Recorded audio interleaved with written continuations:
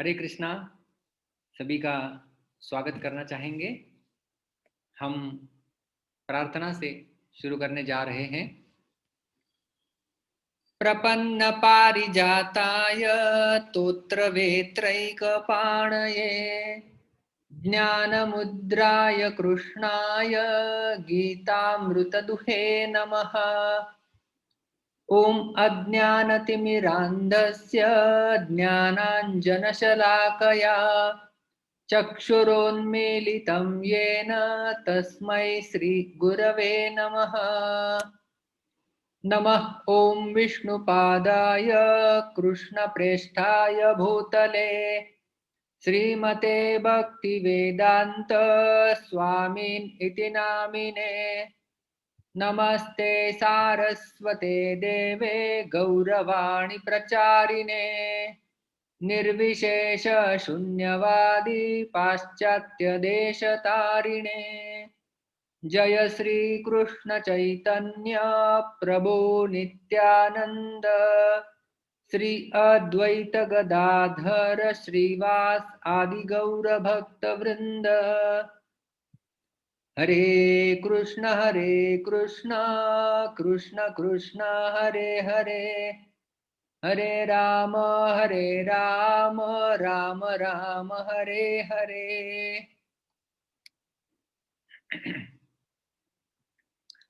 15वें अध्याय का पठन हम प्रारंभ करने जा रहे हैं। अथ पंचदशोऽध्यायः।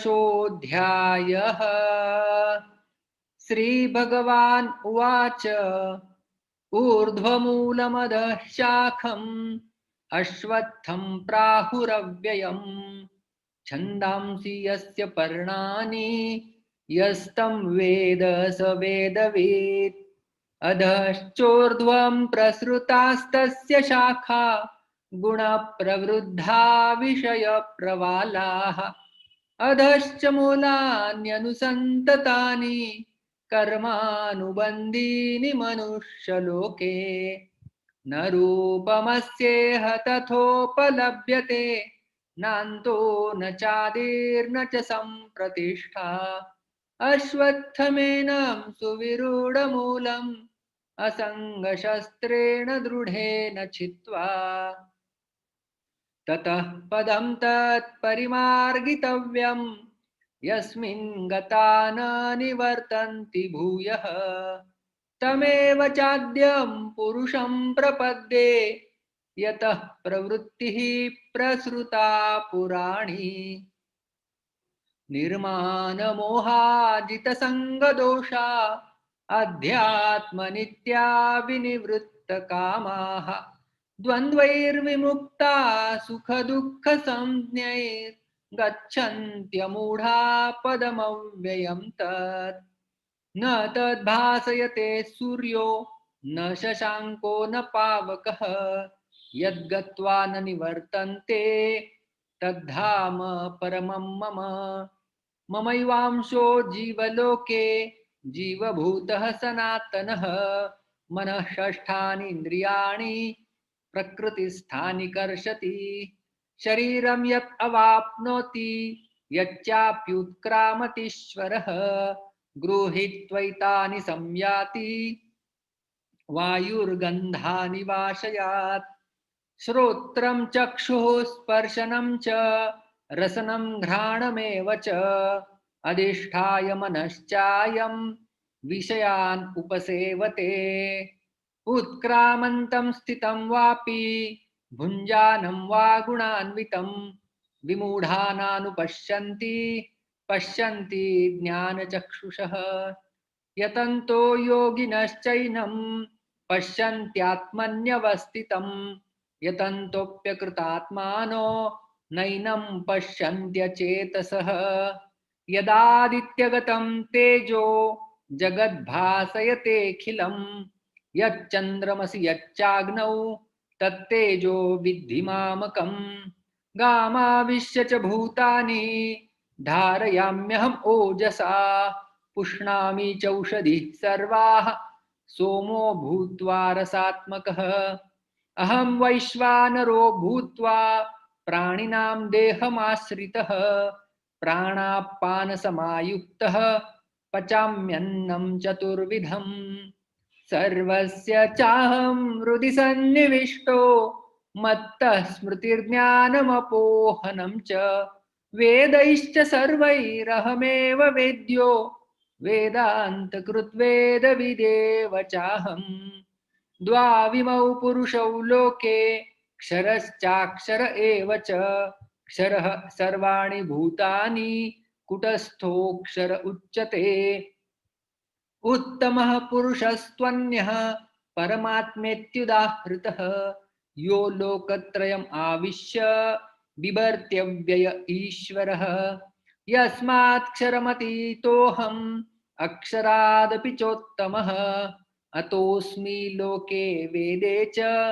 प्रतितः पुरुषोत्तमः यो मामेवमसम्मूढो जानाति पुरुषोत्तमम् स सर्वविद् भजति मां सर्वभावेन भारत इति गुह्यतमं शास्त्रम् इदम् उक्तं मया नघ एतद्बुद्ध्वा बुद्धिमान् स्यात् कृतकृत्यश्च भारत ओम तत्सदिति श्रीमद्भगवद्गीतासु उपनिषत्सु ब्रह्मविद्यायां योगशास्त्रे श्रीकृष्णार्जुन संवादे पुरुषोत्तमयोगो नाम पंचदशोऽध्यायः।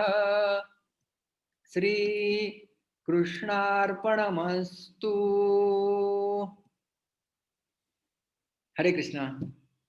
तो हमारा जो पुरुषोत्तम मास और उसमें जो पुरुषोत्तम योग गीता का 15वां अध्याय उसकी हमने चर्चा जारी रखी है और उसके 24वें दिवसीय सत्र में आप सभी का मनपूर्वक स्वागत करना चाहेंगे।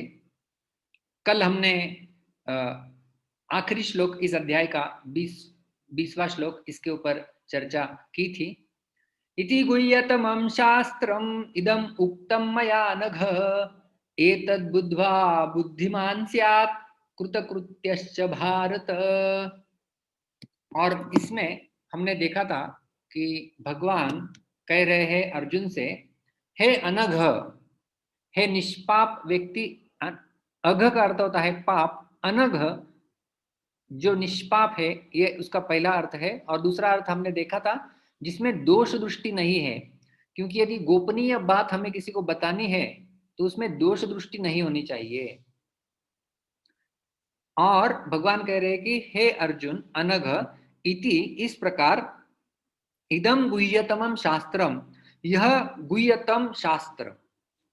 तो गुह्य, गुह्यतर और गुह्यतम इस प्रकार से, जैसे गुड बेटर बेस्ट वैसे तरतम न्याय होता है संस्कृत में।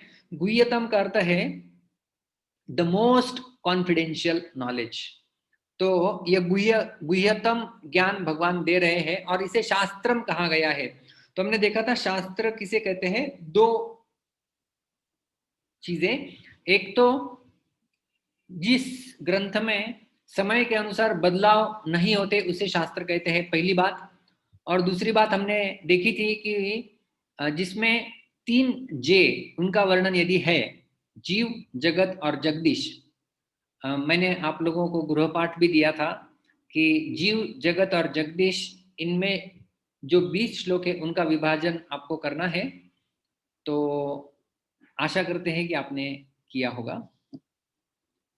तो ये हो गया शास्त्रम के बारे में।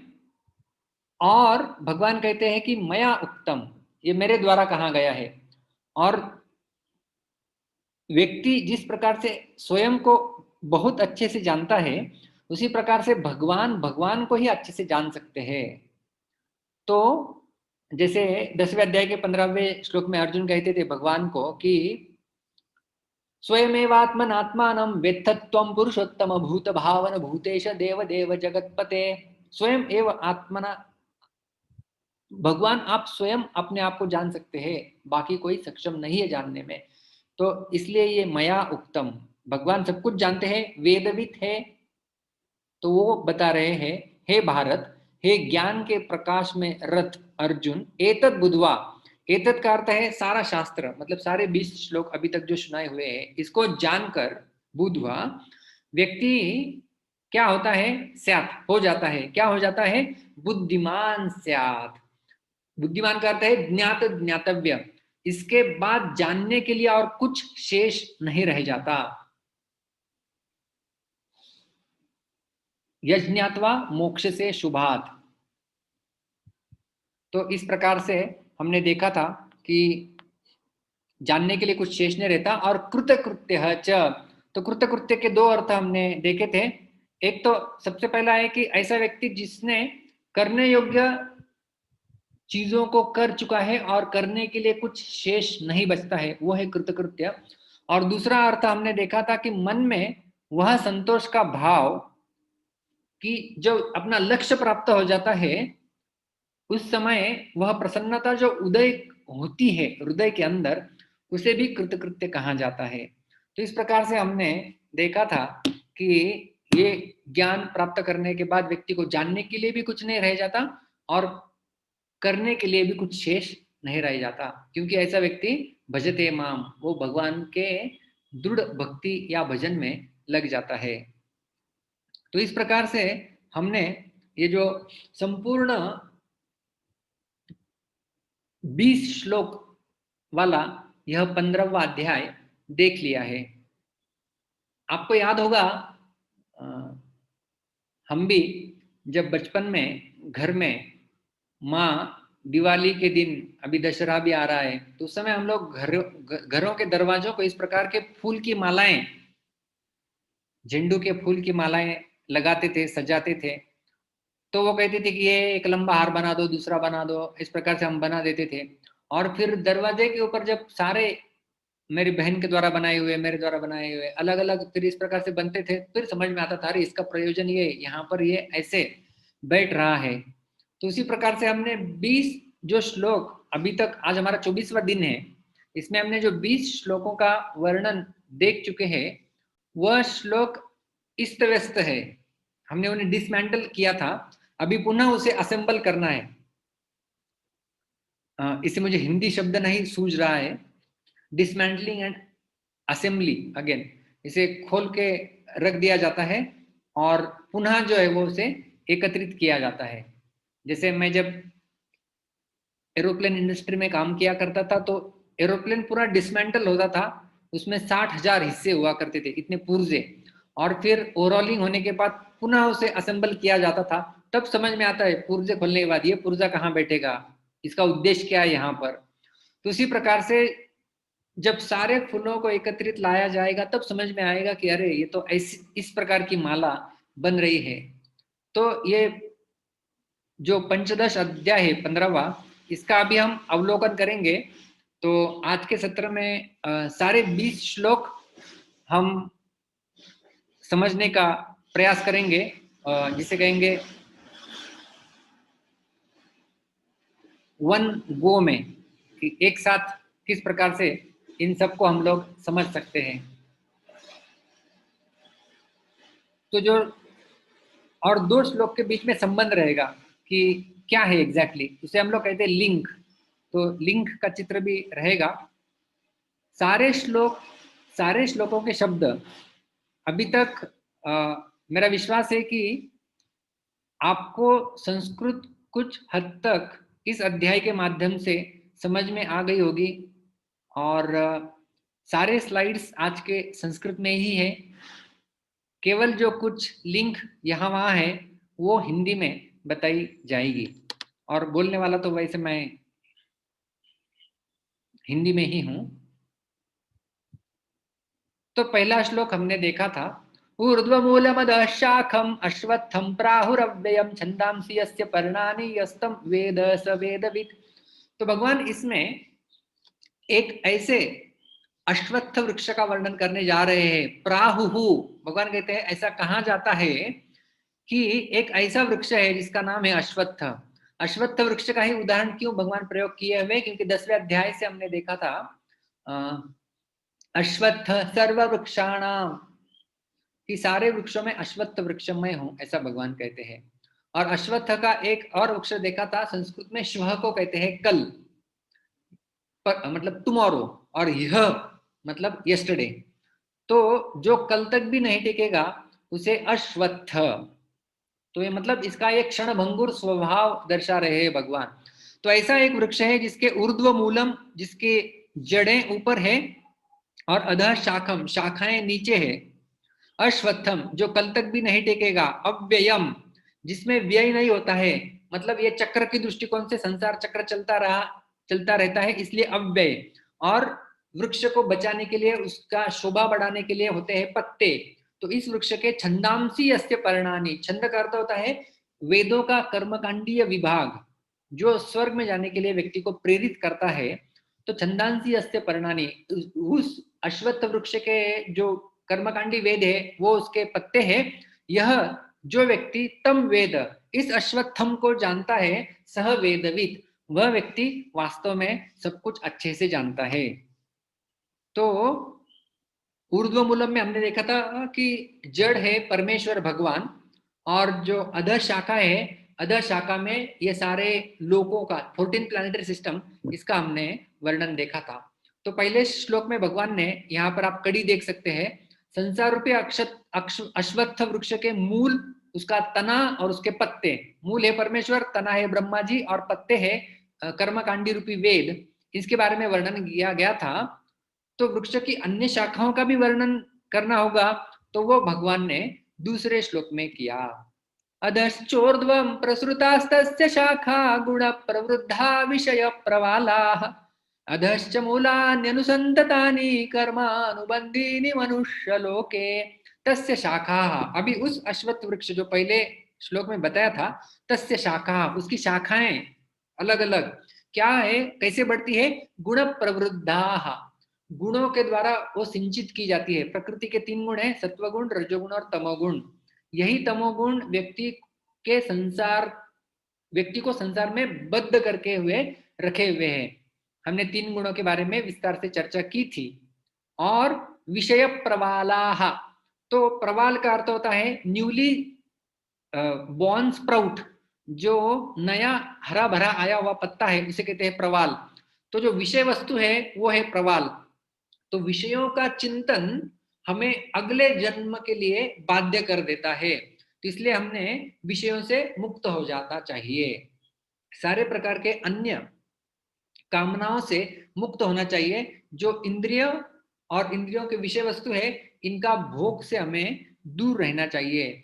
और ये शाखा कैसी है, प्रसृताः अधः च ऊर्ध्वं च, ये शाखाएं, प्रसृता का अर्थ है फैली हुई है, कहाँ कहाँ फैली हुई है, अधः और ऊर्ध्व, सॉरी, अधः का अर्थ है नीचे, ऊर्ध्व का अर्थ है ऊपर, इस प्रकार से शाखाएं फैली हुई है। तो अधः मतलब हमने देखा था कि किस प्रकार से निचले लोक, और ऊर्ध्व मतलब स्वर्ग लोक आदि लोक तक फैली हुई है।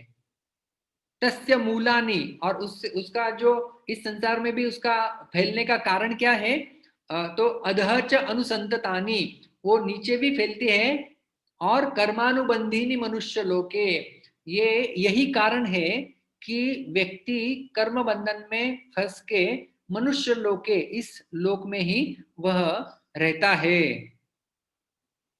तो इस श्लोक में संसार रूपी वृक्ष की फैली हुई शाखाओं का वर्णन और कर्म बंधन बताया था। तो व्यक्ति प्रश्न पूछेगा कि अरे भाई, कब से हम लोग इस संसार में रचे पचे हैं, कुछ बाहर निकलने का उपाय भी है? भगवान कहते हैं कि हाँ, यही तो मैं कहना चाहता हूं, इसको छेदन करना चाहिए। चलो छेदन कैसे किया जाए?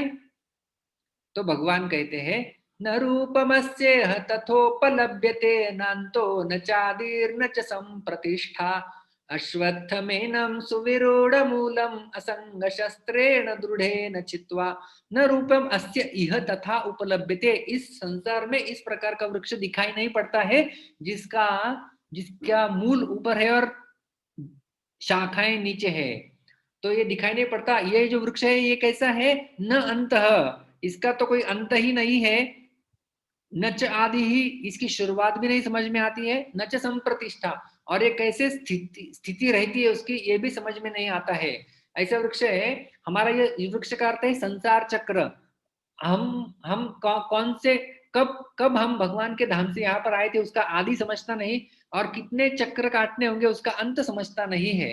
इसलिए ऐसा ये अद्भुत वृक्ष है, ये अश्वत्थ एनम, इस अश्वत्थ वृक्ष जिसका विशेषण है सुविरूढ़ मूलम, जो बिल्कुल ही गहरा हो गया है अभी, इसको छित्वा, इसे काटना चाहिए। किस प्रकार से? असंग शस्त्रेण दृढ़ेन, असंग अनासक्ति रूपी शस्त्र के द्वारा, जो बहुत ही धारदार है और तीव्र है, दृढ़ेन, इससे इस वृक्ष का छेदन करना चाहिए। अच्छा, छेदन कैसे करें ये तो समझ गया, लेकिन छेदन करने के पश्चात हमें क्या करना चाहिए? यहां से काट देंगे, लेकिन करेंगे क्या? तो भगवान चौथे श्लोक में बताएंगे क्या करना है। न रूप, ये बता दिया ना मैंने आपको। हाँ, हाँ, इस संसार वृक्ष का छेदन करने के पश्चात साधक को भगवान की शरण ग्रहण करनी चाहिए।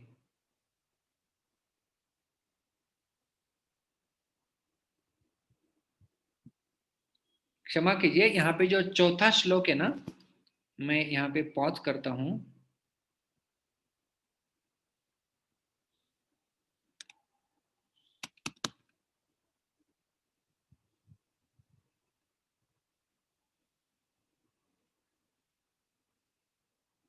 एक एक मिनट मुझे दीजिए सिर्फ।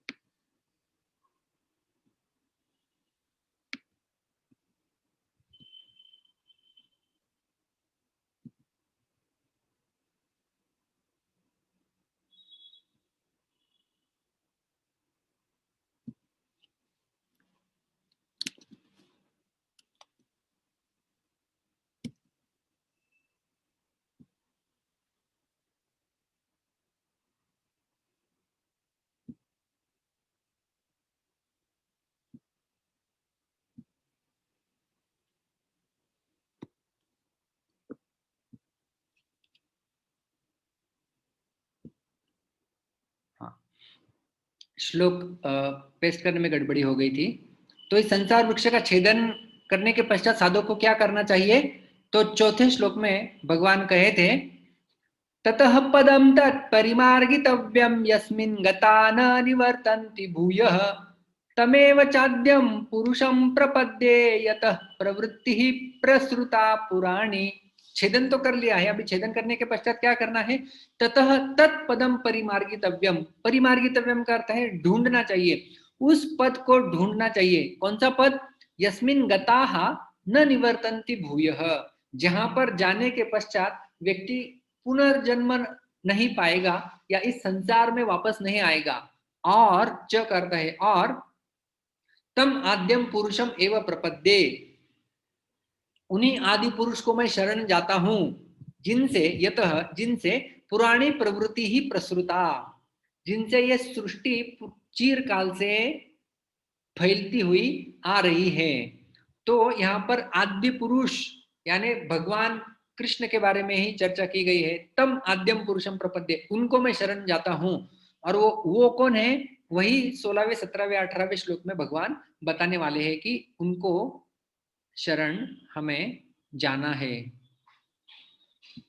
तो ठीक है, संसार वृक्ष का छेदन करने के पश्चात हमें भगवान की शरण लेनी चाहिए। भगवान के धाम को जाने वाले व्यक्ति के लक्षण तो बताएंगे कुछ?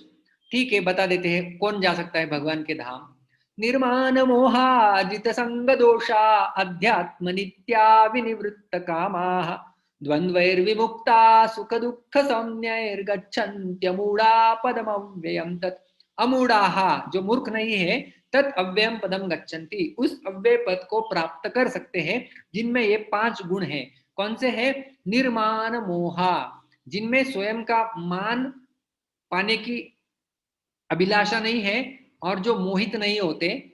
जित संग दोषाः, जिन्होंने सारे आसक्ति से उत्पन्न दोषों के ऊपर विजय प्राप्त कर लिया है। अध्यात्म नित्याः, जो सदैव आध्यात्मिक चेतना में स्थित रहते हैं। विनिवृत्त कामाः, जिन्होंने सारे कामनाओं के ऊपर विजय प्राप्त कर लिया है, या जो कामनाएं नहीं है, निवृत्त, निवृत्त का अर्थ हमने देखा था सेवा निवृत्त, जो छोड़ दी है जिसने सेवा, वो है सेवा निवृत्त।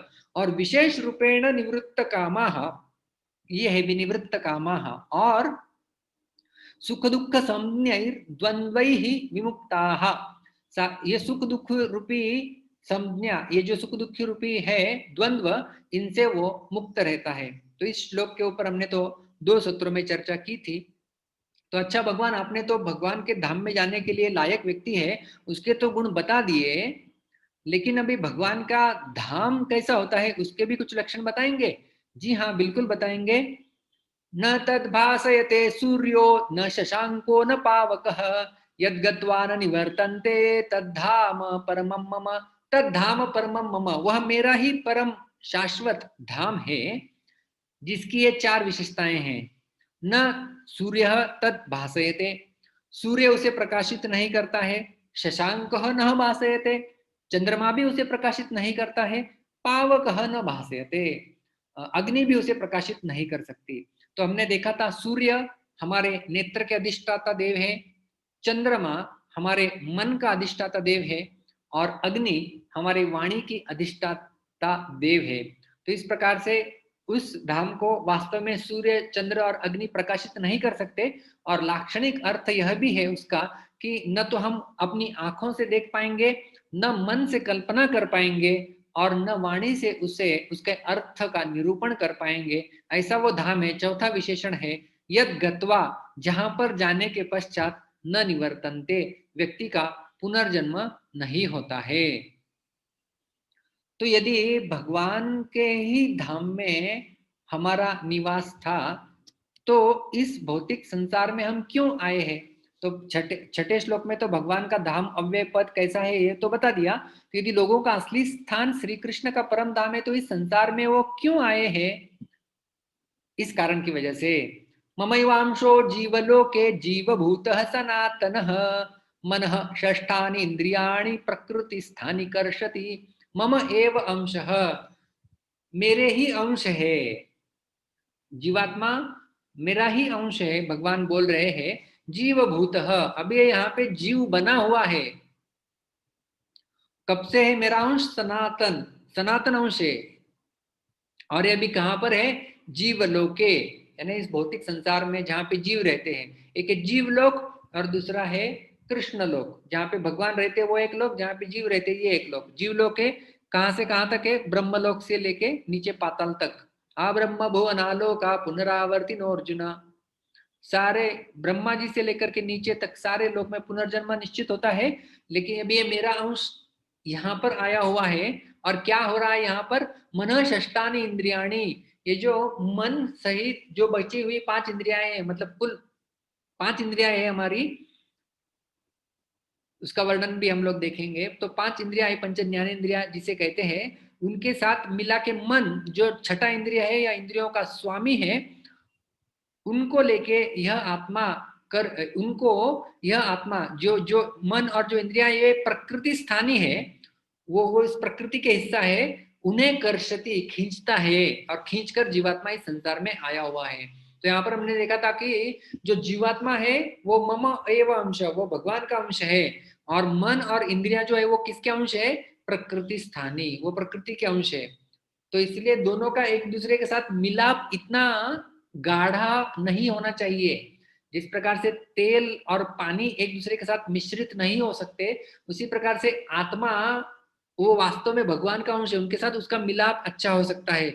लेकिन अभी वो गलती से यहाँ पर मिलाप करने का प्रयास कर रहा है इंद्रियों और मन के साथ, लेकिन कर्षति, यहाँ पे वो कष्ट भी उपभोग रहा है। तो जीवात्मा भगवान का अंश है ये तो बता दिया 7वें श्लोक में। फिर मन सहित इंद्रियों को अपना मानने के कारण जीव किस प्रकार उनको साथ लेकर अनेक अनेक योनियों में घूमता है, इसका भगवान एक दृष्टांत के साथ वर्णन करने जा रहे हैं। शरीरम यद वापनोति यच्चाप्युत्क्रामतीश्वरः गृहीत्वैतानि संयाति वायुर्गंधा निवाशयात्। यहाँ पे जीवात्मा को ही भगवान ईश्वर कह रहे हैं। ईश्वरम ईश्वरः यत् शरीरम अवाप्नोति, यह ईश्वर यानी यह जीवात्मा, ईश्वर क्यों कहा गया है? क्योंकि उसके पास चयन की शक्ति है कि मुझे जन्म मृत्यु के चक्र में रहना है या इससे मुझे बाहर निकलने का प्रयास भी करना है, ऊर्ध्व दिशा में जाना है या अधः दिशा में जाना है, अधोगति करना है या मुझे उन्नति करनी है, ये उसके हाथ में है, इसलिए उसे ईश्वर कहा गया है। यही जीवात्मा यत् शरीरम अवाप्नोति, जो जो शरीरों को प्राप्त करता है, यच्च उत्क्रामति, जिनका वो त्याग करता है, एतानी गृहीत्वा संयाति, इन सूक्ष्म शरीर को लेके वो अगले योनि में, अगले शरीर में चला जाता है। जिस प्रकार वायु आशयात गंधान इव, वायु जैसे बह रहा है और पुष्प गंध का आशय, आशय हम लोग जानते हैं, जलाशय मतलब जहां पर जल होता है, तो वायु का आशय यानी जहां गंध का आशय मतलब जहां पर गंध है, सुगंध है। तो वायु जब गंध के यहाँ से गुजर जाएगी तो उस गंध को वो लेके जाएगी अपने साथ। वास्तव में निर्लिप्त तो होती है वायु गंध से, लेकिन अपने साथ लेके जाएगी। उसी प्रकार से आशय का अर्थ है यह शरीर, और वायु का अर्थ है आत्मा, और मन बुद्धि आदि सूक्ष्म शरीर, इनका अर्थ है गंध। तो वायु जिस प्रकार गंध को लेके जाता है, उसी प्रकार अगले शरीर में जीवात्मा मन बुद्धि को खींच के अगले शरीर में चला जाता है। तो अभी चला गया, तो चला जाने के बाद जीवात्मा क्या करता है? तो जीवात्मा इंद्रिय भोग करने का प्रयास करता है।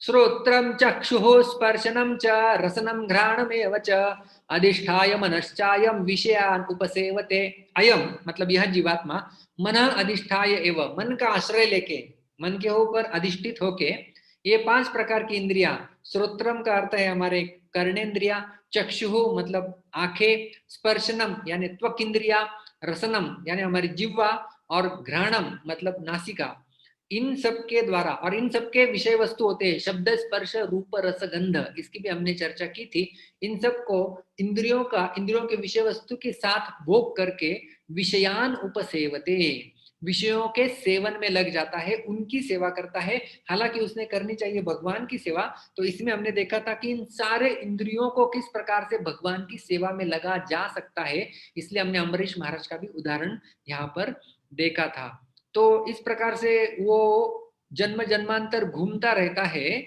विषयों के सेवन करते हुए। क्या सभी इस प्रकार से आत्मा को शरीर में भिन्न नहीं देख पाते हैं सभी लोग?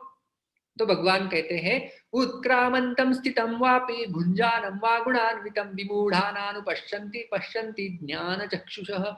उत्क्रामंतम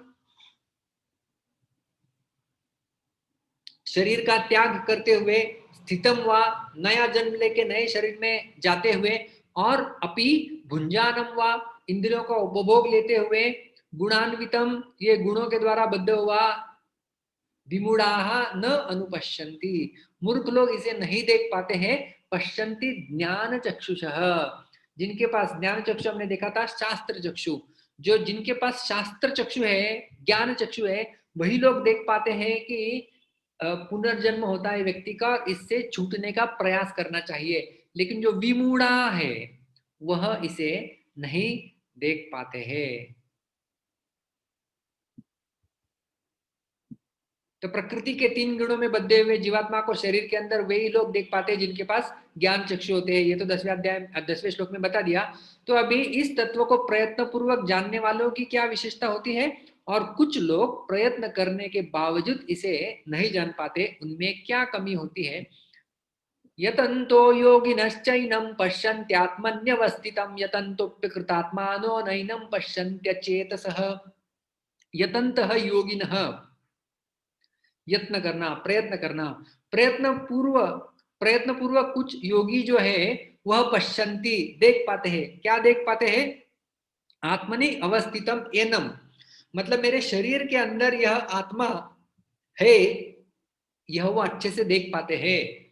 और यतन्तः अपि न एनम पश्यन्ति प्रयत्न करने के बाद भी कुछ लोग नहीं देख पाते हैं। क्यों नहीं देख पाते हैं? क्योंकि अकृतात्मानः उन्होंने अपने मन को शुद्ध नहीं किया हुआ है, और अचेतसः जिनका चित्त अभी भी विषय भोगों में लगा हुआ है, वह लोग नहीं समझ पाएंगे कि पुनर्जन्म होता है और इस प्रकार से हम इस संसार में है।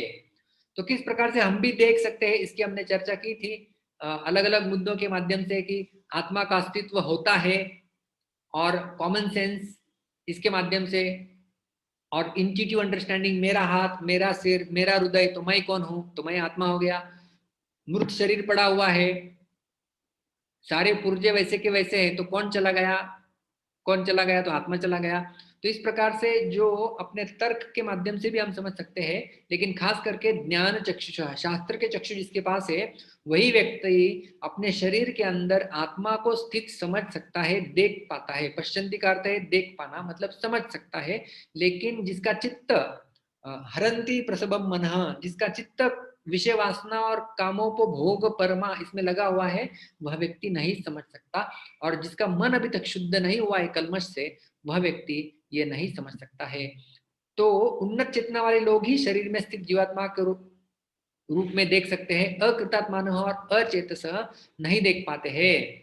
और इन दोनों, जो देख पाते हैं और जो देख नहीं भी पाते हैं, दोनों के लिए भगवान पालन पोषण की व्यवस्था इस संसार में किए हुए हैं। इन दोनों प्रकार के लोगों का पालन भगवान इस जगत में किस प्रकार से करते हैं, और भौतिक चेतना में स्थित व्यक्ति भी भगवान का हाथ इस सृष्टि में कैसे अनुभव कर सकता है, इसका भगवान अभी आने वाले 4 श्लोकों में वर्णन करते हैं। सर्वप्रथम वो कहते हैं, यदा आदित्यगतं तेजो जगद् भासयते अखिलं यच्चंद्रमसि यच्चाग्नौ तत्तेजो विद्धि मामकम्।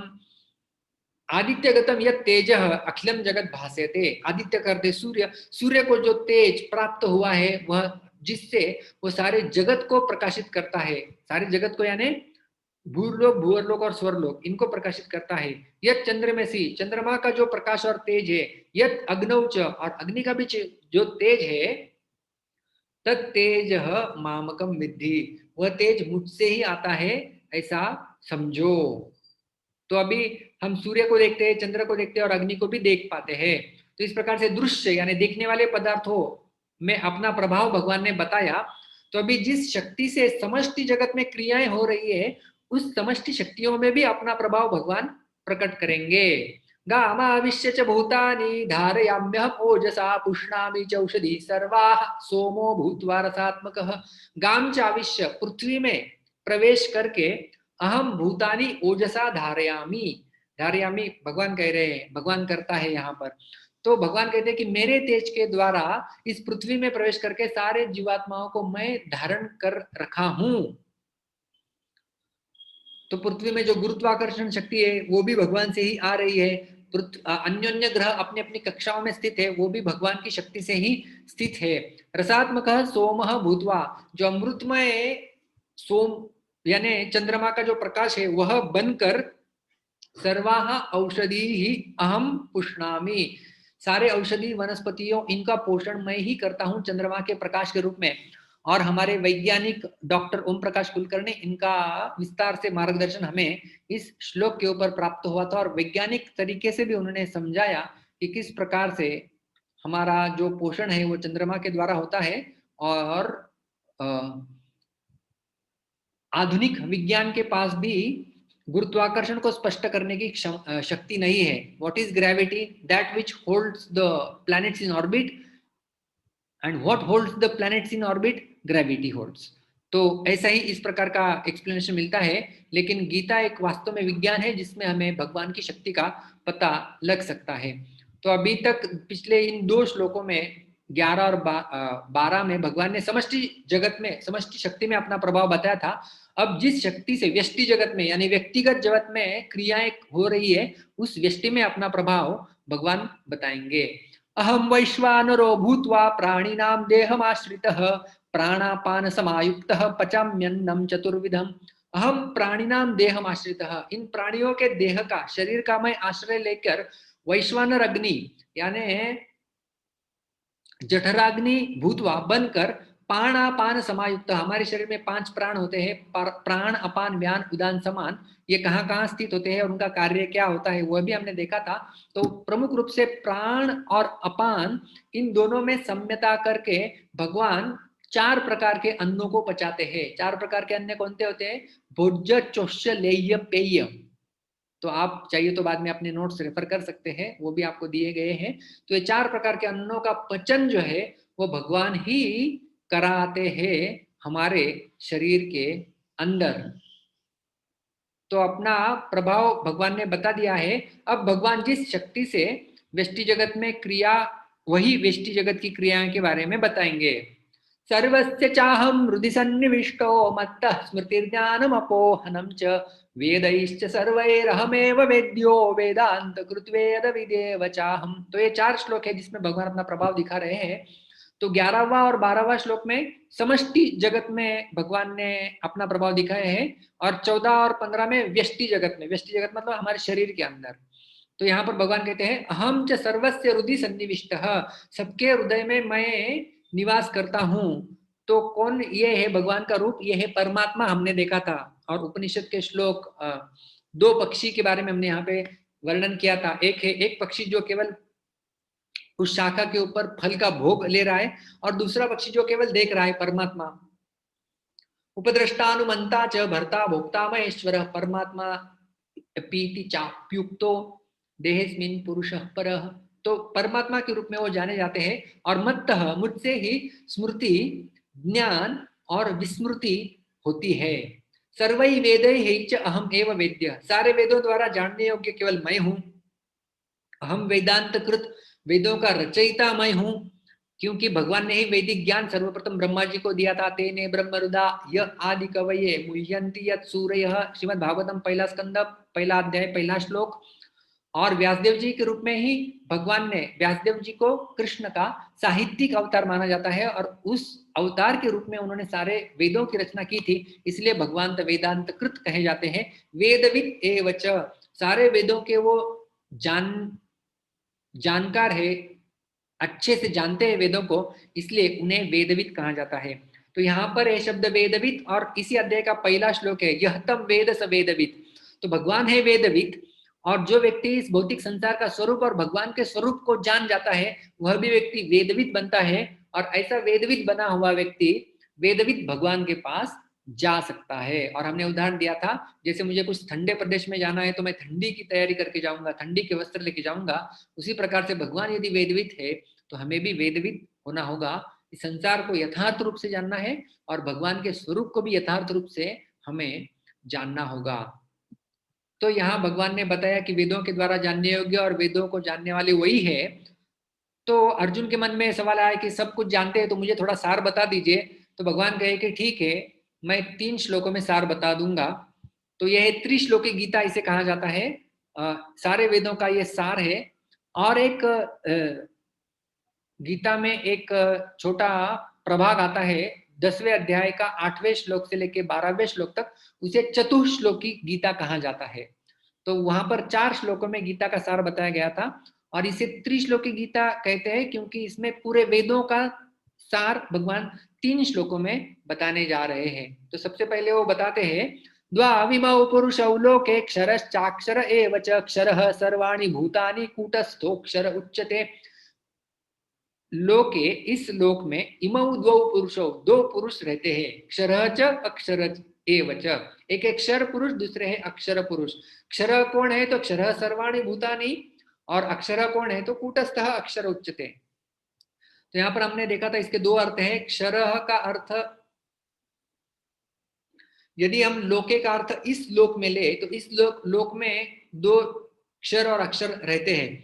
क्षर का अर्थ है ये प्रकृति, प्रकृति एक पुरुष के रूप में, जो पंच महाभूत आदि तत्वों से बने हुए। क्योंकि जैसा हमने कहा था कि राम गया यहाँ से, इसका अर्थ हम नहीं यही थे कि आत्मा गया, तो हम लोग उस शरीर को ही पुरुष मानते हैं, तो इसलिए वो शरीर भी पुरुष है एक दृष्टिकोण से, वो क्षर पुरुष है। और अक्षर यानी जीवात्मा। तो यदि हम लोग लोके का अर्थ लोक्यते इति लोके, जो बलदेव विद्याभूषण जी ने दिया हुआ है, वो मानते हैं, तो वो उसका अर्थ है कि वेद। तो वेदों में 2 पुरुष बताए गए हैं, एक क्षर और अक्षर। क्षर का अर्थ है पतन होने वाला जीव, और अक्षर ऐसा जीव जिसका पतन नहीं होता है, इनफैलिबल एंड इम्पेरिशेबल। ये 2 अर्थ अक्षर के यहाँ पर बनते हैं। तो ये 2 पुरुष है। ठीक है, भगवान आपने 2 पुरुष के बारे में तो बता दिया है। भगवान अभी कहेंगे कि क्षर और अक्षर दोनों से परे और एक कोई पुरुष है। उत्तम पुरुषस्त्वन्यः परमात्मेत्युदाहृतः यो लोकत्रयम् आविश्य बिभर्त्य व्यय ईश्वरः। उत्तम पुरुष तू अन्य, ये दो तो पुरुष है, क्षर और अक्षर यहाँ पर, लेकिन उत्तम पुरुष इनसे तू अन्य। किंतु, किंतु हमने देखा था, किंतु विषयांतर करने के लिए प्रयोग किया जाता है। जैसे सब्जी अच्छी बनी हुई है, दाल अच्छी बनी हुई है, किंतु स्वीट अच्छा नहीं बना हुआ है, तो किंतु का अर्थ विषय परिवर्तन हो रहा है। तो ये दो पुरुष तो हो गए, अक्षर और अक्षर। किंतु उत्तम पुरुष तुम अन्य, उत्तम पुरुष कोई और है। कौन है वो? यह जो परमात्मा इति उदाहृतः, जो परमात्मा नाम से जाने जाते हैं। 13वें अध्याय से परमात्मा की परिभाषा भी हमने देखी थी। जो लोकत्रयम् आविश्य बिभर्ति, जो तीनों लोकों में प्रवेश करके सब जीवात्माओं का पालन पोषण भरण करते हैं। ये जो भरण पोषण होता है भगवान का, ये बिल्कुल निष्पक्षपाती होता है, वो भेदभाव बिल्कुल नहीं रखते हैं। जिस प्रकार से बादल वर्षा करते हैं बिना भेदभाव के, उसी प्रकार से भगवान सबका पालन पोषण करते हैं। कोई आस्तिक है, कोई नास्तिक है, कोई ऊंचा है, कोई नीचा है, कोई गरीब है, कोई अमीर है, कोई गोरा है, कोई काला है, सबका पालन पोषण भगवान कर रहे हैं। लेकिन इनके पालन पोषण में खर्चा कुछ होता नहीं है, इसलिए ये है अव्यय। हम किसी का पालन पोषण करते हैं तो उसका खर्चा होता है, व्यय होता है। भगवान का कुछ व्यय नहीं होता है, क्योंकि वो पूर्ण है। ओम पूर्णमदः पूर्णमिदं पूर्णात् पूर्णमुदच्यते, तो ये है अव्यय। और क्यों? ये ईश्वर है, जो अक्षर और अक्षर इन दोनों के शासक है। ईश्वर का अर्थ होता है शासक, तो ये है ईश्वर, ये उत्तम पुरुष कोई और व्यक्ति है। तो अक्षर अक्षर दोनों से परे परमात्मा नाम से जाने वाले उत्तम पुरुष के बारे में बताया था। अभी कृष्ण बताएंगे कि वो तो उत्तम पुरुष मैं ही हूं, जो तुम्हारे सामने खड़ा हूं। यस्माक्षरमतीतो हम अक्षरादपि चोत्तमः अतोस्मि लोके वेदे च प्रथितः पुरुषोत्तमः। यस्मात्, क्योंकि अहम क्षरम अतीतः, क्षर से मैं अतीत हूं, और अक्षरात अपि च उत्तमः, अक्षर से उत्तम हूं। तो मैंने आपको बताया था कि जिस प्रकार से अतीत और उत्तम क्या होता है। हम सब भारत में रह रहे हैं, भारत में भी कुछ ऊंचे नीचे लोग हैं, और कुछ लोग अमेरिका में रहते हैं। तो अमेरिका में रहने वाले लोग भारतीय लोगों से अतीत है, दूर रह रहे हैं, अलग जगह रह रहे हैं। लेकिन यहीं पर भारत में ही जो प्रधानमंत्री या राष्ट्रपति रह रहे हैं, वो उत्तम है हमसे। तो यह है उत्तम और अतीत का अर्थ। तो उसी प्रकार से भगवान चिन्मय तत्व है, सच्चिदानंद है, और यहाँ पर जो क्षर या अक्षर है वो इस संसार के लोग हैं, तो इससे परे है भगवान। और अतः इसलिए लोके, इस लोक में, और वेदे च, वेदों में भी भगवान कहते हैं प्रतितः पुरुषोत्तम अस्मि, मैं इस पुरुषोत्तम नाम से प्रसिद्ध, प्रतित का अर्थ है प्रसिद्ध, अस्मि हूं मैं, इसलिए लोक में और वेदों में पुरुषोत्तम नाम से प्रसिद्ध हूं। तो ऐसा हमने देखा था कि पिछले श्लोक में भगवान ने कहा था उत्तम पुरुष तू अन्य, दूसरा कोई पुरुष है। यहाँ पर कह रहे वही मैं भी पुरुषोत्तम हूं। तो गीता में कई जगह पर तृतीय पुरुष के रूप में भगवान कहते हैं कि वो व्यक्ति, उनको शरण जाओ, तम आदि पुरुषम अहम प्रपद्ये, उनको शरण जाते, अन्य पुरुष है। और कहीं पर कहते हैं कि मामेकम शरणम व्रज अहम सर्वस्य प्रभो प्रतितः पुरुष अस्मि। तो ऐसे प्रथम पुरुष में कभी कभी बोला जाता है, कभी कभी तृतीय पुरुष दूसरे की तरफ इंगित करके बोला जाता है। तो ऐसा क्यों है? तो हमने देखा था कि जिस प्रकार माता बच्चे से कहती है कि बेटा तू पढ़ाई कर, नहीं तो मैं पिताजी को बुलाऊंगी, तो पिताजी हो गए तृतीय पुरुष। और शास्त्र योनित्वात, ये ब्रह्म सूत्र है चौथा। तो इससे हम समझ सकते हैं कि शास्त्र हमारी माता है, और माता बेटे के साथ बात कर रही है। उसी प्रकार से गीता वो एक शास्त्र है, और शास्त्र हमारे साथ बात कर रहे हैं। तो इसलिए जब भगवान प्रथम पुरुष में कुछ बोलते हैं, तो वो भगवान का स्वयं का उस स्थिति का मत होता है। और जब ऐसा कुछ बोलते हैं तृतीय पुरुष की ओर इंगित करते हुए, तब समझना चाहिए कि भगवान वेद की वाणी, शास्त्रों की भाषा वहां पर बोल रहे हैं अर्जुन को समझाने के लिए, और अर्जुन के माध्यम से हमें समझाने के लिए। तो इस प्रकार से भगवान ने बता दिया पुरुषोत्तम नाम से मैं प्रसिद्ध हूं। अभी इस प्रकार से जो मुझे पुरुषोत्तम के रूप में जानता है, उसका फल क्या होता है, तो भगवान उसका फल बताते हैं। यो मामेवम सम्मूढ़ो जानाति पुरुषोत्तमं स सर्वविद भजति माम सर्वभावेन भारत। हे भारत, हे ज्ञान के प्रकाश में रत अर्जुन, एवं इस प्रकार यह असम्मूढ़, जो व्यक्ति मूर्खता को प्राप्त नहीं हुआ है, माम पुरुषोत्तम जानाति, मुझे वह पुरुषोत्तम के रूप में जानता है, सह सर्वविद, वह सब कुछ जानता है, सर्वभावेन माम भजति। और ऐसे व्यक्ति का लक्षण क्या है? जो सब कुछ जानता है, वो सभी प्रकार के भाव से मेरा ही भज धातु भजन करता है, भक्ति करता है, पूजन करता है, सेवा करता है। तो पुरुषोत्तम शब्द अर्जुन के द्वारा कहीं और भी प्रयोग किया गया था, तो अर्जुन जानते थे यही भगवान पुरुषोत्तम है, इसलिए भगवान ने अर्जुन को ज्ञान के प्रकाश में रथ भारत इस नाम का प्रयोग किया हुआ है। तो जो व्यक्ति पुरुषोत्तम को समझ लेता है, वह सब कुछ जान लेता है और उनके ही भजन पूजन में लग जाता है। तो भगवान इस अध्याय का भी उपसंहार करने जा रहे हैं, जिसमें प्रतिपादित ज्ञान को जो जान लेता है वह बुद्धिमान और कृतकृत्य हो जाता है। इति गुह्यतमं शास्त्रम् इदम् उक्तं मया नघ, एतद्बुद्ध्वा बुद्धिमान स्यात् कृतकृत्यश्च भारत। हे अनघ, हे निष्पाप और दोष दृष्टि न रखने वाले अर्जुन, जिसमें असूया बिल्कुल नहीं है, अनुसूयवे। इति इस प्रकार, इदम गुह्यतमं शास्त्रम, यह गुह्यतम सबसे गोपनीय शास्त्र, ऐसा ज्ञान जो समय के चलते परिवर्तित नहीं होता है और जिसमें जीव जगत जगदीश सबका वर्णन विस्तार से किया गया है, मया उत्तम, जो मेरे द्वारा वर्णन किया गया है, हे भारत, हे ज्ञान के प्रकाश में रत अर्जुन, एतद बुद्धवा, इसे जानकर व्यक्ति बुद्धिमान, मतलब जिसके और जानने लायक और कुछ नहीं शेष रह जाता, और कृतकृत्य च स्यात्, वह व्यक्ति कृतकृत्य हो जाता है, जिसका अर्थ वह प्राप्त कर लेने के बाद और कुछ प्राप्त करने की ऐसा ऐसे वो व्यक्ति कार्य करता है जिससे और कुछ करने की उसे आवश्यकता नहीं रहती है, और वह प्रसन्नता का भाव उसके मन में उदित होता है कि और उसे कुछ नहीं चाहिए। यम लब्ध्वा च परम लाभम मन्यते नादिकम ततः यस्मिन् स्थितो न दुःखेन गुरुणापि विचाल्यते। छठा अध्याय भगवद गीता का 22वां श्लोक। यम लब्ध्वा, जिसे प्राप्त करने के बाद, च अपरम लाभम मन्यते नादिकम ततः, इससे अधिक कुछ पाने योग्य है ही नहीं। जब वो कन्विक्शन व्यक्ति के हृदय में आ जाता है, उस व्यक्ति को कृतकृत्य कहते हैं। अभी मुझे करने के लिए और कुछ शेष नहीं बच जाता है। तो इस प्रकार से हमारे पिछले 24 दिनों को हमने ये 45 मिनट में समराइज कर लिया है, और ये 45 मिनट को भी हम केवल 4 मिनट में और समराइज कर सकते हैं। आपको याद होगा यही स्लाइड जो हमने पहले दिन दिखाई थी, आज उसका उपसंहार रूप में कहेंगे तो आपको इसको और अच्छा अवलोकन हो जाएगा। सारांश क्या है? तो श्लोक संख्या 1 से 5 में ये अश्वत्थ वृक्ष के द्वारा इस संसार का वर्णन और उससे अनासक्ति का उपाय भगवान ने बताया था। 6 से 11 में जीव का बंधन और जो पुनर्जन्म का चक्र है, जीवात्मा किस प्रकार से संसार में अटका हुआ है, उसका वर्णन किया गया है।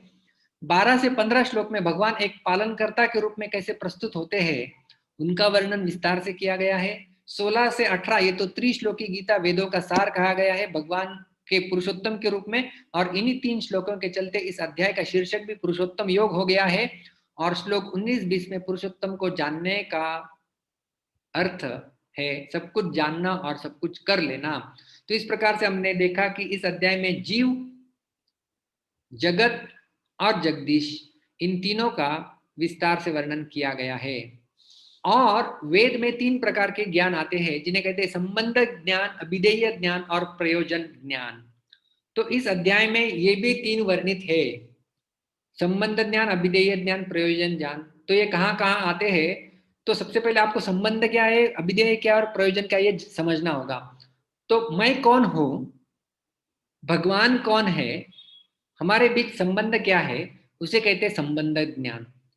तो 15वें अध्याय के 7वें श्लोक, मम एवांशो जीवलोके, उसमें हम भगवान के अंश है, ये संबंध समझ में आया। 16 से 18 में भगवान कौन है वो समझ में आ गया, तो हमें संबंध ज्ञान हो गया। अभिधेय ज्ञान होता है कि उस संबंधों को पुनः स्थापित करने के लिए हमें क्या करना होगा, तो भगवान की भक्ति करनी होगी। तो भक्ति करने के लिए ये कौन सा श्लोक हमें यहाँ पर देख रहे हैं, 19वां श्लोक, स सर्वभावेन माम भजति, मेरे भजन में लग जाता है। तो 19वां श्लोक हमें अभिधेय ज्ञान प्रदान कर रहा है। और प्रयोजन क्या है, उस अभिधेय करने के पश्चात जो फल प्राप्त होता है उसे कहते हैं प्रयोजन। तो बुद्धिमान और कृतकृत्य ऐसा व्यक्ति हो जाता है, वो है प्रयोजन। तो इस प्रकार से इस अध्याय में संबंध, अभिधेय और प्रयोजन, इन तीनों का ज्ञान हमें मिल जाता है। इसलिए यह अध्याय श्रेष्ठ माना जाता है, क्योंकि वेदों में वर्णित तीनों वर्णन जो है वास्तव में इन तीनों के अलावा वेद में और कुछ नहीं है। कृष्ण, संबंध, भक्ति, अभिधेय होय, प्रेमा प्रयोजन वेदे तीन वस्तु कई। वेद में केवल तीनों ही वस्तु का वर्णन है, संबंध, अभिधेय और प्रयोजन। कौन सा भी आप वेद खोल लीजिए। तो इस प्रकार से इस अवलोकन को यदि एक 4 विभाग करते हैं हम इस अध्याय के, तो एक्रोनिम बनता है होम, HOME। तो क्या है ये एक्रोनिम? आपको पूरा 15वां अध्याय का यदि सारांश समझना है तो केवल एक शब्द याद रखिए, HOME, home. H stands for home और होटल। तो ऐसा कोई व्यक्ति है, जब आपने भी अनुभव किया होगा, ऐसा कोई व्यक्ति है जब होटल में जाता है, होटल में उसे कमरा लिया है कुछ दिन के लिए, तो वह व्यक्ति यदि फर्नीचर लाता है, घर के टॉयलेट बाथरूम, वो होटल के टॉयलेट बाथरूम में मॉडिफिकेशन करना चाहता है, घड़ी लाता है अपनी बिठाता है, कुछ फ्रेम फोटो लगाता है, पर्दे चेंज करने के खुद के लेके आता है, तो आप उसे पागल कहेंगे, अरे होटल में तुझे 2 दिन के लिए रहना है, घर में ये सब बदलाव करते हैं। घर में जब हम ज्यादा समय के लिए रहते हैं, होटल में कितने 1-2 दिन 3 दिन हफ्ता भर ज्यादा से ज्यादा रुकेंगे, उसमें हम कुछ इस प्रकार से बदलाव नहीं करते हैं।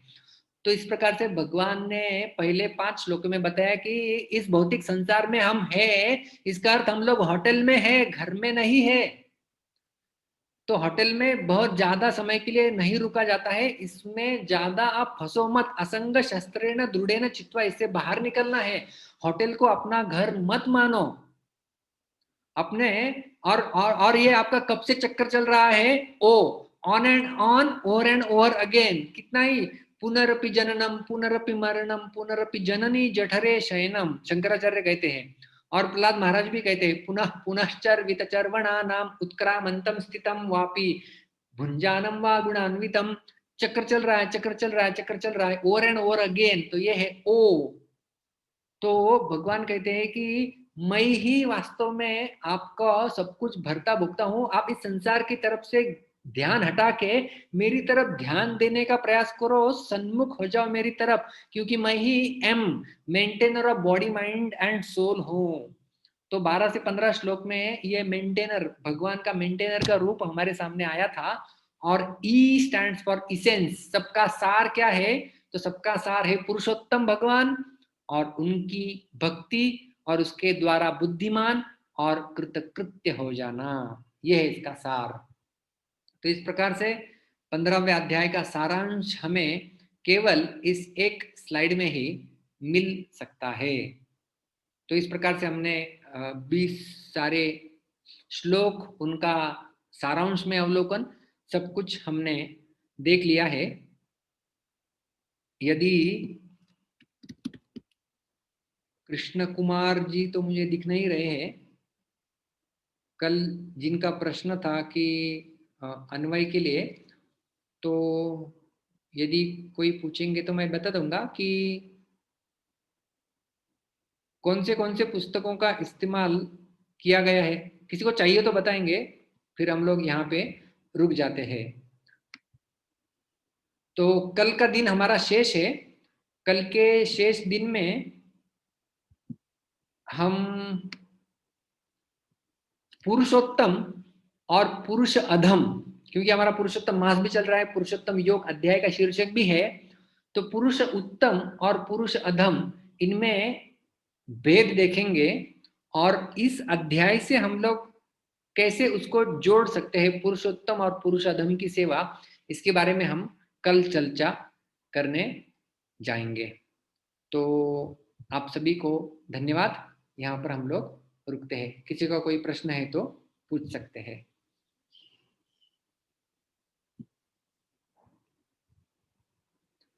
आप चैट बॉक्स में भी चाहिए तो प्रश्न लिख सकते हैं। हाँ पुनीता माता जी।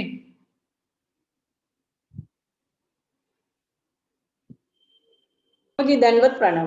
हरे कृष्णा। तो पहले आपका कल का प्रश्न था, उसका मैं उत्तर दूंगा। हाँ प्रभु जी। हाँ, जो आपने कहा था कि ध्रुव महाराज के सामने भगवान आए थे, उनका कौन सा रूप था? तो श्रीमद् भागवत के चतुर्थ स्कंद के 9वें हाँ। अध्याय के पहले श्लोक में उन्हें सहस्त्र शीर्ष कहा गया है। क्या प्रभु जी? सहस्त्र शीर्ष। एक मिनट, हाँ, सहस्त्र शीर्ष। शीर्ष। आपको पुरुष सूक्त का श्लोक पता होगा ना, सहस्त्र शीर्षा पुरुषा, तो वो हाँ, सहस्त्र शीर्ष। ओके प्रभु जी। प्रभु जी, एक बात और बतानी है आपको। आप एकादशी को जो गीता का पठन कराते हैं ना, वो भी बहुत अच्छा है। उच्चार भी इतने अभी स्पष्ट होने लगे हैं ना कि और हमारी एकादशी तो सफल हो जाती है प्रभु जी।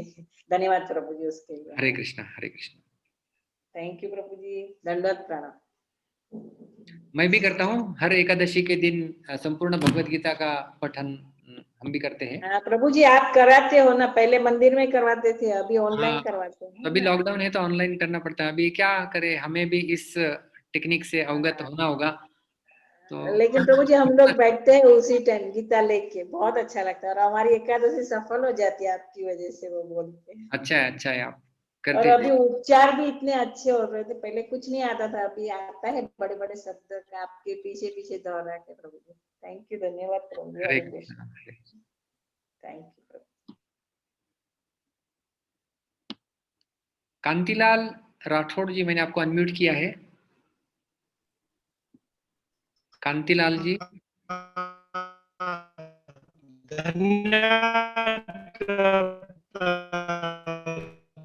आपका आवाज सुनाई नहीं दे रहा है कांतिलाल जी। आपका आवाज बिल्कुल सुनाई नहीं दे रहा है। हरे कृष्णा। हरे कृष्णा सर से आपने ये लिए थे।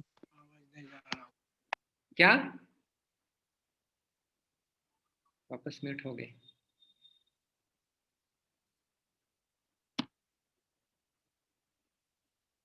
विजय गौरंग प्रभु, मैंने आपको अनम्यूट किया है। हरे कृष्ण प्रभु जी, दंडवत प्रणाम। हरे सुमुखी कृष्णा। गोपीदास। प्रभु जी, जैसे हम बोलते हैं कि हमें भगवान की तरफ सन्मुख होना चाहिए, तो जैसे हम किसी को ये कृष्ण भावना के बारे में बताते हैं कि लोगों को ये बात बताने की कोशिश करते हैं कि ये जो है ये दुखालय अशाश्वतम है, तो लोगों को उस पर बिल्कुल भी भरोसा नहीं होता कि ये क्या बोल रहे हैं, हम तो इतना अच्छा एंजॉय कर रहे हैं और आप हो कि मंदिर जाके उल्टा अच्छा मूड आपका आप खराब कर रहे हो कि ये दुखालय अशाश्वत है। यहाँ तो ऐसा कुछ भी नहीं है, मतलब हमको वो उल्टा ऐसा ये करने का प्रयास करते हैं कि वो समझ ही नहीं पाते, हम कितना भी उनको उदाहरण दे कुछ भी दे, लेकिन वो हमको ऐसे समझते हैं ये मूर्ख है और इतना अच्छा चल रहा है बाहर और ये जाके दुख में अपना समय व्यक्त कर रहे हैं, तो कैसे समझाया जाए उनको। जैसे कहते ना कि हु इज क्रेजी, शिल प्रभुपाद जी कहा करते थे। उनको लगता है हम क्रेजी है, हमें लगता है वो क्रेजी हाँ। है ना। तो ज्ञान के चक्षु से हमें देखना चाहिए। पश्यन्ति ज्ञान चक्षुषः विमूढ़ा न अनुपश्यन्ति। तो उन लोगों के पास प्रमाण थोड़ी है कोई कि इंद्रिय तृप्ति ही जीवन का वास्तव में उद्देश्य है। तो हमारे पास तो शास्त्रों का प्रमाण है। और शिल प्रभुपाद जी तो इस हद तक कहे थे कि किसी ने प्रश्न पूछा शिल प्रभुपाद जी को, आखिर में आपको जीवन के अंत में पता चले कि आपको कृष्ण ही नहीं है और आपने सब किया हुआ बेकार जाने वाला है, तो भी शिल प्रभुपाद जी कहे कि देखो, हमने अच्छा प्रसाद लिया है, विग्रहों के सुंदर दर्शन किए हुए, भगवान का जप किया हुआ है, तो हम भी अभी भी आनंदी जीवन व्यतीत कर रहे हैं, केवल आनंद कंद। तो अभी भी हमारा आनंदी जीवन है। और प्रभुपाद जी ने बाद में पूछा, यदि कृष्ण है तो आपका क्या होगा? तो हमें केवल बता देना चाहिए जो सत्य परिस्थिति है, जो शास्त्र बोल रहे हैं। सुनना नहीं सुनना उन लोगों के ऊपर है। वो तो हम लोग जैसे कहते ना कि ऊंट को केवल नदी तक लेके जाया जा सकता है, पानी पिलाया नहीं जा सकता। तो हमें केवल उन तक पहुंचना है।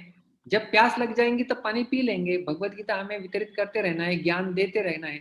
जब भी समझ उनकी जागृत हो जाएगी, अज्ञात सुकृति का घड़ा भर जाएगा, तब समझ में आ जाएगी बात, है कि नहीं?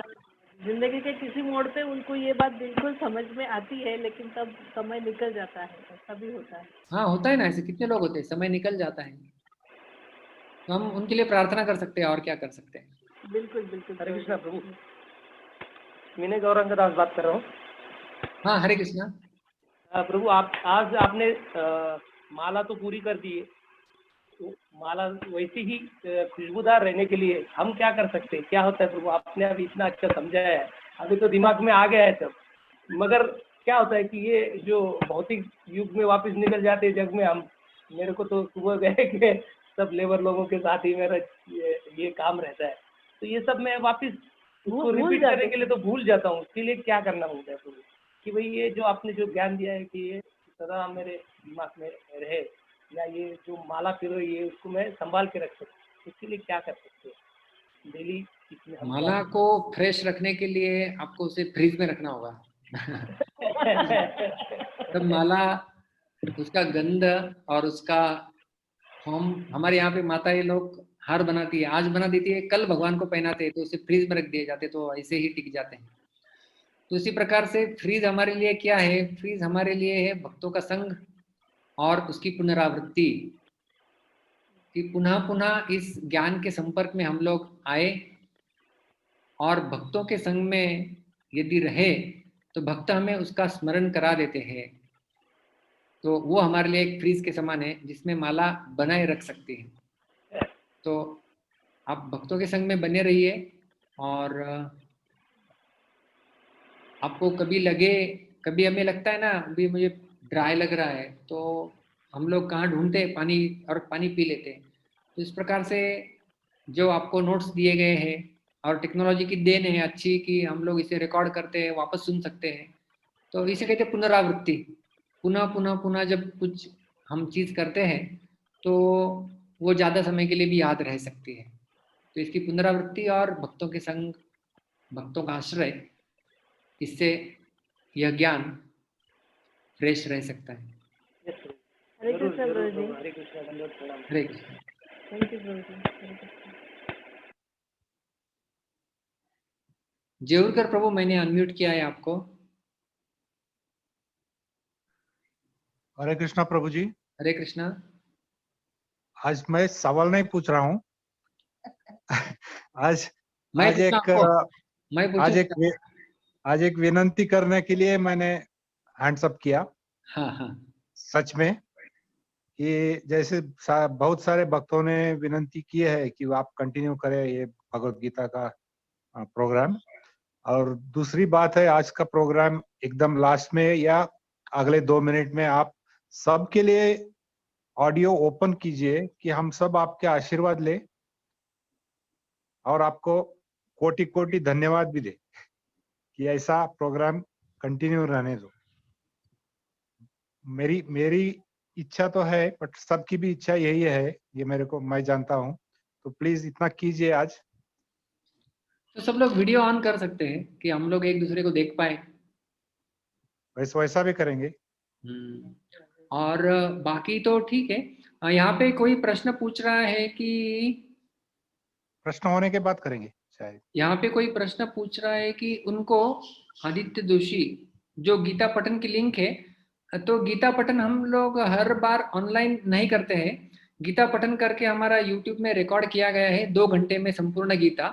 तो उसकी यूट्यूब की लिंक शायद हमारे ग्रुप पे पहले भी शेयर की गई थी, तो आप उसे ही सुन सकते हैं पुनः, आपको यदि चाहिए तो। और उसके साथ आप पठन कर सकते हैं। तो हमने इस प्रकार की वो बनाया है जिसमें जो आज जो स्लाइड्स में हम लोग श्लोक दिखाते हैं वही स्लाइड्स में श्लोक है, और बैकग्राउंड में वहां पर इसी धुन में हमने गीता का पठन किया हुआ है। तो आपको धुन भी वही रहेगी और सामने श्लोक भी दिखेंगे। तो आपके पास गीता भी नहीं है तो भी आप पठन कर सकते हैं।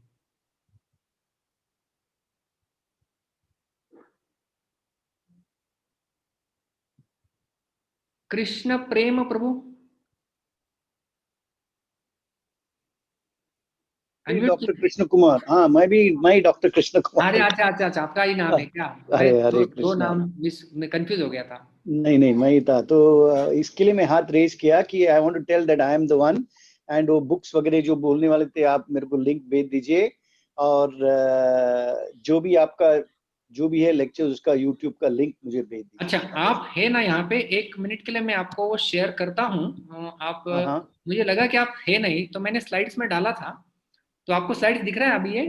हाँ, दिख रहा है, Bhagavad Gita as it is, हाँ। गीता भूषण सारार्थ वर्षिणी तो टीका। बुक्स रेफर्ड मैंने ये प्रिपरेशन मतलब पूरा अध्ययन कहाँ से किया है, तो ये सबसे पहला Bhagavad Gita as it is Srila Prabhupada ji के द्वारा। ये गीता भूषण बलदेव विद्याभूषण है, जिन्होंने वेदांत सूत्रों की भी टीका लिखी हुई है, और गीता के हाँ, ऊपर ये भाष्य है इनका। विश्वनाथ चक्रवर्ती ठाकुर, इन्होंने सारार्थ वर्षिणी टीका सारार्थ लिखी हुई वर्षिणी है। टीका, हाँ हाँ हाँ। यस। उसके अच्छा, बाद ये है ओके, सरेंडर अनटू मी। गुरुजन प्रभु का सरेंडर ये अनटू मी, गुरुजन प्रभु हाँ। का सरेंडर अनटू मी है। ये प्रभुपाद जी के वरिष्ठ शिष्य हैं, जिन्होंने 27 साल गीता के ऊपर अध्ययन करके ये किताब लिखी हुई है। ये है सूतपा प्रभु, इन्होंने गीता लाइफ करके ये किताब लिखी है। और जो होम एक्रोनिम मैंने आपको बताया ना आज लास्ट में, ये वाला, यस यस यस तो यस ये यस। इस किताब से है। तो इन्होंने सारे 18 अध्यायों को 18 एक्रोनिम्स में बिठाया है, और सारांश रूप में गीता बताते हैं ये। तो Oh, I see. ये एक अच्छा उपक्रम है। ये श्री भगवान ने कहा, इस्कॉन दिल्ली के ये जीता मित्र दास है, जिन्होंने 18 खंडों में 18 अध्याय इनका वर्णन किया हुआ है। विस्तार से एक एक शब्द के ऊपर चर्चा करते हैं, इसको भी रेफर किया जा सकता है। Oh, very nice. जो ये संस्कृत भगवत गीता ग्रामर, ये जो है, ये रास बिहारी लाल एंड सन्स वृंदावन का जो है, इन्होंने पब्लिश किया हुआ, ये 3 वॉल्यूम किताब है, 3 वॉल्यूम्स में है। पहले 2 वॉल्यूम ग्रामर की बेसिक अंडरस्टैंडिंग देते हैं, और तीसरे वॉल्यूम में गीता के ऊपर ये आ जाते हैं। तो सारे शब्द गीता में जितने शब्द है, वो सारे व्याकरण के दृष्टिकोण से समझाए है कि कौन सा श्लोक का ये शब्द, ये प्रथमा विभक्ति का है, ये कर्ता है, ये कर्म है, ये क्रियापद है, जो भी है वो पूरा अंडरस्टैंडिंग यहाँ पर दिया गया है। ओके। ये संस्कृत भारती यहाँ पे एक संस्था है भारत की, ये विश्व भर में काम करती है। संस्कृत को घर घर तक लेके जाने का इनका उपक्रम है। तो ये गीता सोपानम के इनके 4 किताब है, ऐसा ये इसका प्रथम भाग यहाँ पर मैं आपको प्रस्तुत किया हुआ है केवल दिखाने के लिए। तो इसमें भी गीता का ही ये जो व्याकरण यहाँ पर है, वही व्याकरण लेकिन कुछ अलग दृष्टिकोण से प्रस्तुत किया गया है। इनके 4 लेवल की परीक्षाएं होती है जो मैंने दी है। एक है प्रवेश, परिचय, शिक्षा और कोविद। तो ये 4 परीक्षा 2 साल का कोर्स मैंने इनका किया था। इस किताब में इन्होंने श्लोकों का अन्वय किस प्रकार से करते हैं वो सिखाया हुआ है।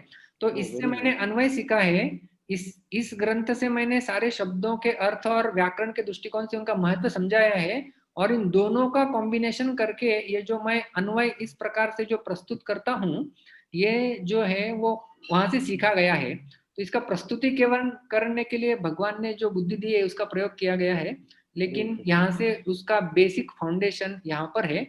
और जो है खास करके जो मैंने आपको बोला था ना कि श्रीधर स्वामी की टीका हम ज्यादा रेफर करता, तो मैं बोलता था श्रीधर स्वामी।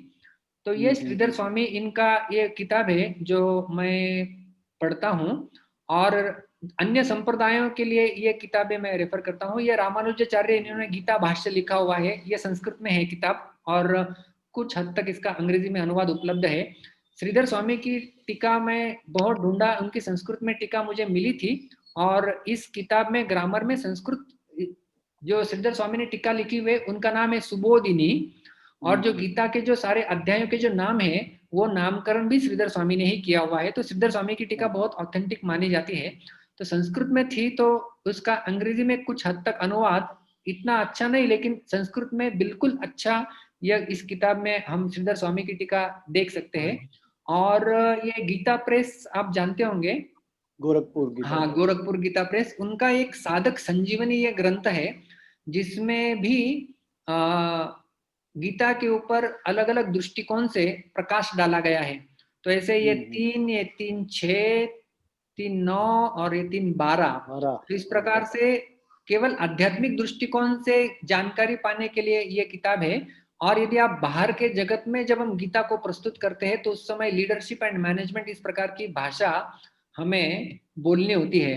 तो उस समय हम लीडरशिप एंड गीता, जैसे देवाशीष चटर्जी IIM इंस्टीट्यूट भारत में है, उसके चेयरमैन, उन्होंने कुछ किताबें लिखी हुई है। तो इस प्रकार से लीडरशिप के आधार पे गीता और उसका आधार लेके कुछ किताबें हैं, उनको भी मैं रेफर करता हूं। लेकिन इस 15वें अध्याय के लिए मैंने उनका प्रयोग नहीं किया हुआ है, केवल जितना दिखाया अभी उनका मैंने प्रयोग किया हुआ है। ये सब ऑनलाइन में मिल सकता है प्रभु जी? ऑनलाइन में PDF इसमें मिल सकता है? अभी I am in the middle east in Bahrain, so to get from the temple is going to be difficult. कुछ हद तक मिल सकते हैं, सारे मिलेंगे थोड़ा डाउटफुल है। कुछ को समझने के लिए आपको पहले प्राथमिक संस्कृत का ज्ञान होना आवश्यक रहेगा, उसके बाद आप उसे समझ सकते हैं। जैसे मैंने आपको RBLS का बुक दिखाया, उसमें वो बताएंगे कि सप्तमी विभक्ति का बहुवचन है, तो आप कहेंगे सप्तमी विभक्ति क्या होती है, बहुवचन क्या होता है, वहां से शुरू करना होगा। तो प्राथमिक संस्कृत का ज्ञान है तो आप उसे थोड़ा सा रिलेट कर पाएंगे। आपने जो बोली that grammar, if I read that it will help me. Yes, it will help you, क्योंकि उसका 3 वॉल्यूम में है ना, तो पहले 2 वॉल्यूम में आप थोड़ा अंडरस्टैंडिंग ले सकते हैं और फिर गीता के ऊपर आप जा सकते हैं। And that 4 exams, उसका भी कोर्स है कोई? उसका कोर्स होता है, those books are available in English as well. तो I will send you, if you can, you have my number in the group, right? Yeah, your number is Krishnadan Prabhu written there, na? My name is Krishnadan Das in the group. So you can send me, maybe you can just ping me through your name, through your mobile. I can send you some links which are available from wherein you can get these books. कुछ हद तक, सारे के नहीं, लेकिन जो course है ना 4 लेवल का, उसके तो आपको बहरीन में मिल जाएगा, क्योंकि वो Sanskrit Bharati is an international organization और वो कोर्सेज कंडक्ट कराती है। Prabhu, I want to sincerely thank. It was a fantastic session. I've never heard Bhagavad Gita the way you have explained. That's because you're doing Sandhi Vichhed and things like that. So when I read that 15th chapter, the meaning comes out alive from there. So otherwise I know the meaning of the words, but like this, when I read it, I get the meaning. It's only because of the last 24 days of and I'm hearing regularly your number 1 lecture, 2, 3, where you told about Raja, Abravit and things like come and all that. Very, very wonderful, Prabhu. Thank you so much. I'm not wanting to praise you, but this is if I praise a devotee, it will be good for me. That's why. Hare Krishna. Hare Hare Bol. Thank you for your active participation. Thank you, Prabhu. Hare Bol. Hare Krishna. माठा प्रभु, मैंने आपको unmute किया है। माठा प्रभु। हरे कृष्णा प्रभूजी. हाँ, हरे कृष्णा प्रभू. माझी विनंती होती फक्त, खूप चांगलं आपण अमृतपान केलं आम्हाला, पण अजून पोट नाही भरलं, तर पूर्ण भगवद्गीतेवर आपण जर आपल्या सवडीप्रमाणे घेतले तर बरं होईल. अर्जुन ने भगवान कृष्ण को यही प्रश्न बोला था 10वें अध्याय में, शृण्वतो नास्ति में अमृतम, कि मैं तृप्त नहीं हुआ हूँ तो मुझे विभूति योग सुनना है। तो इसलिए मैंने कहा ना कि हम लोग पुरुषोत्तम, आप सभी को बता दें कि ये माठा प्रभु ये डॉक्टर है यहाँ पे, शैलपूर्ण प्रभु इनका नाम है।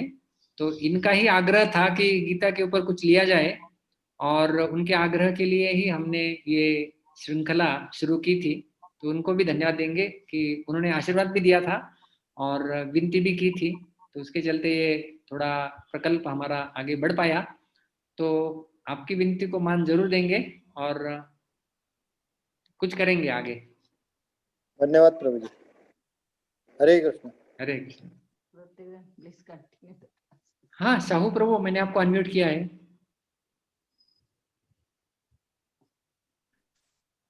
कृष्णा, दंडवत प्रणाम. हरे कृष्णा. हाँ प्रभु जी, मेरा अकॉर्डिंग आज का सत्र का अकॉर्डिंगली क्वेश्चन नहीं है, तो मैं एक अलग क्वेश्चन पूछता हूँ। जैसे कि इस साल लॉकडाउन पीरियड में प्रभु जी दिसंबर में बुक डिस्ट्रीब्यूशन होगा कि नहीं प्रभु जी भगवद गीता?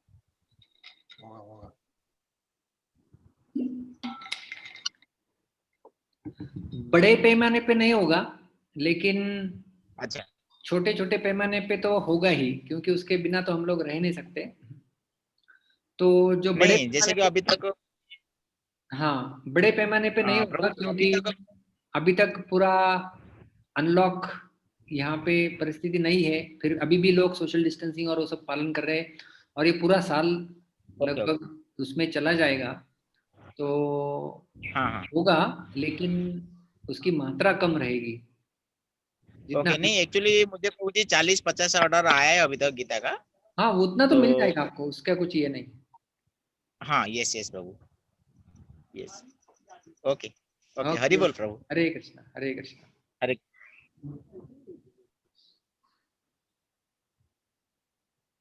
जमादार जी अनम्यूट किया है मैंने आपको।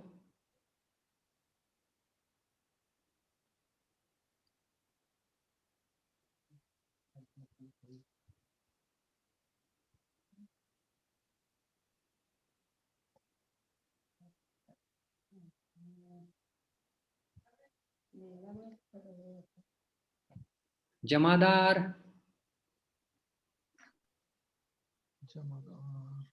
अनम्यूट करेंगे अपने आप को। हाँ प्रभु जी, हमको बहुत बढ़िया लग रहा है आपका। रोज हम सुनते हैं, तो आप अगर पूरा गीता का हमारा लेते हैं तो बहुत ही अच्छा लगेगा हमको, बहुत ही अच्छा लगेगा। जैसे हमने कहा ना, देखेंगे, प्रयत्न करेंगे। एक हम लोग फॉर्म भेजने वाले हैं, हमारी एक हाँ। टीम कार्य कर रही है। तो आपको किस प्रकार से जी चाहिए, प्रभु जी। कितना आप समय दे सकते हैं, हमारे आप पास कितना समय होगा। देखिए पूरा गीता लेने के लिए हाँ समस्या नहीं है ज्यादा। समस्या कहाँ होती है अभी, तो देखिए हाँ लॉकडाउन है, मंदिर बंद है अभी तक महाराष्ट्र में। हम लोग महाराष्ट्र नासिक में है, तो भारत में कई जगह पे जी मंदिर प्रभु खुल गए, लेकिन महाराष्ट्र में मंदिर बंद है। तो हमारे यहाँ पे कॉलेज प्रीचिंग बंद होता है। है, तो कॉलेजेस भी बंद है, तो इसलिए वो प्रचार नहीं है। मंदिर के सत्संग कार्यक्रम बंद है, बंद। मंदिर का व्यवस्थापन भी ज्यादा नहीं बंद। है। तो इसलिए थोड़ा समय है, हाँ हाँ इसलिए इन सबको इकट्ठा करके प्रिपरेशन करके प्रेजेंटेशन दे पा रहे हैं। तो जब भी जी मंदिर खुल जाएगा, सारे उपक्रम शुरू हो जाएंगे। हमारा समृद्धि स्कूल का प्रोजेक्ट होता है, अन्य अन्य प्रोजेक्ट्स में हमारा हाथ है। तो जी प्रभु जी। उसमें से समय निकाल पाना थोड़ा मुश्किल है, इसलिए हम लोग अभी ऐसा आपको कमिटमेंट तो नहीं दे सकते कि हम लोग पूरा करेंगे ही, लेकिन हाँ जितना हो सके हमसे प्रयास करेंगे, इतना हम बोल सकते हैं। जरूर प्रभु जी, प्रभु जी। हरे कृष्ण प्रभु जी। हरे हरे कृष्ण। कृष्ण। अंधेरी पूर्व येथे रहते। ठीक है, तो हम यहाँ पर रुकेंगे। आप सभी को धन्यवाद, और मिलेंगे हम कल। हमारा आखिरी दिन पुरुषोत्तम मास का है, कल अमावस्या है 16 तारीख, और कल 25वां दिन हमारा इस पुरुषोत्तम मास का रहेगा। तो उसमें पुरुषोत्तम भगवान और दूसरा पुरुष अधम, इनकी सेवा में क्या अंतर है, और इस अध्याय का प्रकाश में हम उसे कैसे समझ सकते हैं, उसकी चर्चा करेंगे गीता पठन के पश्चात। बहुत बहुत धन्यवाद। हरे कृष्णा। ग्रंथराज श्रीमद् भगवद गीता की जय। श्रील प्रभुपाद की जय।